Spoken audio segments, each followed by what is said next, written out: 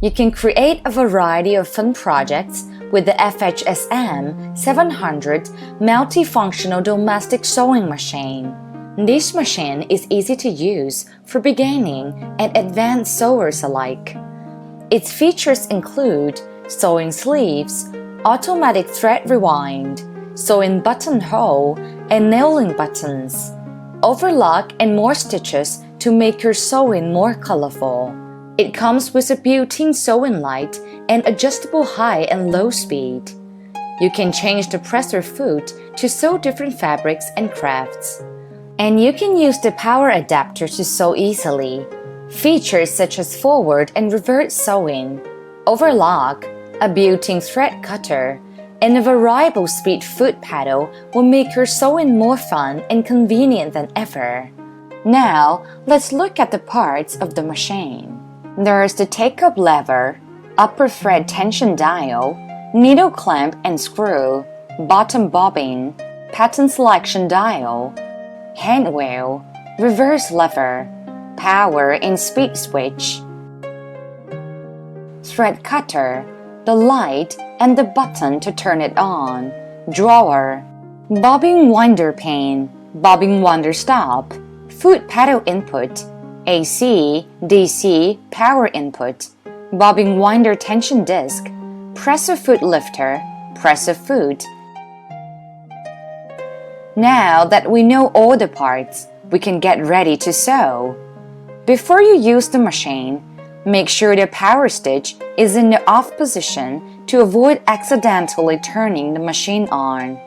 Using the adapter and foot pedal. First, connect the plug into 220V or 110V power supply and connect the adapter jack to the DC input socket. Then you can start to sew.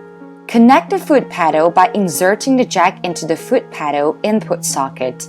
Then you can use the foot pedal to turn on the machine instead of using the hand switch, so it's easy and convenient. Caution: make sure the adapter and foot pedal is unplugged from the machine when you're not using it, so the sewing machine won't accidentally start up. Threading the machine, winding the bobbin. First, put an empty bobbin on the bobbin winder pin. Push the bobbin to the right towards the hand wheel to fix the bobbin. Unwind some thread from a bigger spool. Put a thread around the bobbin winder tension disc. Put it through any one of the metal holes in the bobbin. Hold onto the thread. Wind the thread clockwise around the bobbin several times and turn on the power switch to start winding. When you have enough thread wound on, turn off the power switch to stop winding. Push the bobbin to the left, away from the hand wheel. Cut the thread and take the bobbin off. Caution: make sure there is no thread in the machine before you wind a new bobbin, because this could jam the thread. Threading the upper thread. Put a spool on the thread spindle, then put on a thread spindle cover. Pull the thread so it passes through the bobbin winder tension disc, then through the gap. Pull it back up as the arrow shows, through the take-up lever, then through the hole next to the needle clamp screw. Or use hands to put the thread into the hole through the gap. Easily thread the needle by sticking the needle threader through the eye from back to front. Put the thread through the wire of the threader and pull the threader back out. Caution: the needle eye must be threaded from front to back for the sewing machine to work. Replacing the bobbin. Press the bobbin cover release button and slide it to the right. The bobbin cover will be automatically popped up. Then remove the bobbin cover and put the new bobbin in the holder. With the thread going clockwise, leave 5 to 10 centimeters of thread hanging out. Hold the needle thread with one hand and with the other hand, turn the hand wheel counterclockwise, and the needle thread will pick up the bobbin thread and pull it up through the hole under the needle. Separate the two threads and pull them to the back of the machine under the presser foot, leaving about 15 centimeters hanging there. Now, replace the bobbin cover. Caution: always make sure the bobbin thread has been picked up with about 15 cm hanging out before you start to sew. Replacing the needle. 1. To prevent injury from accidentally starting up the machine, make sure to turn off the switch or the plug. 2. To raise the needle to its highest, hold the old needle and loosen the needle clamp screw. Remove the old needle and discard it responsibly. 3. Insert the new needle into the clamp with the flat side of the needle facing the back, toward the presser foot bar. 4. Be sure to push the needle all the way up. Then, tighten the screw. Caution: always remove the batteries or unplug the adapter before you change the needle. Make sure the new needle faces the right way and the screw is tightened. Presser foot replacement. Removing the presser foot.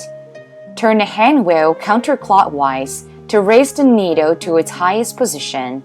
Raise the presser foot lifter and press the presser foot locking lever. The presser foot will drop off automatically from the locking device. Installing the presser foot.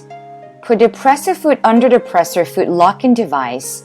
Lower the presser foot lifter.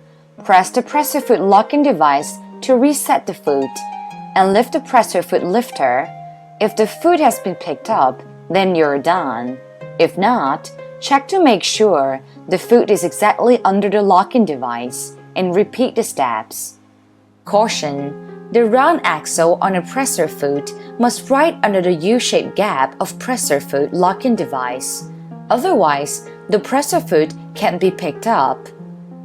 Once you are done setting up the machine, you can start to sew. Sewing. First, turn the hand wheel counterclockwise to raise the needle to its highest position. Second, raise the presser foot lifter and place the fabric you want to sew under the presser foot. Third, lower the presser foot. Fourth, turn the hand wheel counterclockwise several times to make sure there is no jamming in the stitches. Fifth, slide the power switch to the low or high speed position and the machine will automatically start sewing. We recommend the low speed for beginners. 6. Choosing stitches. Turn off the switch. Raise the needle to its highest position. Turn the pattern selection dial to set a number to the position of the arrow. The number you choose is corresponding to the stitch beside. Here, I randomly choose 2, 5, 8, 10, 12 to demonstrate. Caution: when you want to change stitch type, stop sewing and turn the hand wheel to raise the needle all the way up so it doesn't get bent. 7. To sew backwards. Press and hold down the reverse lever while you're sewing. Caution: you should only use reverse sewing on straight stitches. This is useful for reinforcing the seam. 8. When you are finished sewing, turn off the switch, unplug the adapter, turn the hand wheel to raise the needle all the way up. Lift the presser foot, and then gently remove the fabric from the sewing machine, and cut the thread with the thread cutter. Caution: if it's difficult to remove the fabric, turn the hand wheel to raise the needle bar to the highest position and gently pull the fabric out. Now, let's see another function of this machine. Sewing sleeves. To remove the drawer, position the garment over the sewing arm, then start to sew. Manual buttonhole. 1. Put cloth under presser foot and press down the presser foot on the cloth where you need to sew buttonhole. Then choose the 13th stitch, turn on a switch, and sew 5 to 6 stitch in low speed. Then turn off stitch. 2. Choose the 14th stitch, turn on switch, and sew on the cloth in suitable length. Then turn off switch. Note that try to keep sew stitch in straight line. 3. Choose the 15th stitch to sew 5 to 6 stitch in low speed. Then turn off switch. 4. Raise the presser foot. Turn the cloth head back. Set the needle to the right position on the cloth. Then press down the presser foot. Choose 16th stitch. Turn on a switch and sew to bottom hole is over-sewed fully. Then, stop sewing. Nailing button. Change the presser foot to nail without presser foot. Put the cloth under presser foot. Put the button on the cloth where you need to nail the button. Move the cloth with button under presser foot. Check if they are under the right position. Then press down the presser foot. Choose the stitch based on the distance between the hole of the button. You can choose 13 stitch or 5 or 6 stitch. Turn the hand wheel slowly, adjusting the position of the hole while the needle swinging around, and check if the stitch you choose is appropriate. Then turn on switch, sew 4 to 5 stitch in low speed. Then turn off switch after done. If you want to nail cross line or double line, doing the steps as above. Caution! Before nailing button, you must use hand to turn the hand wheel slowly and make sure the needle will only stab into the button hole while swinging around in case of breaking the needle. You must choose the right stitch to nail based on the distance between the hole of button, because nailing on the side of button will break the needle. Important safety instructions. 1. Always disconnect from the power supply when changing the needle.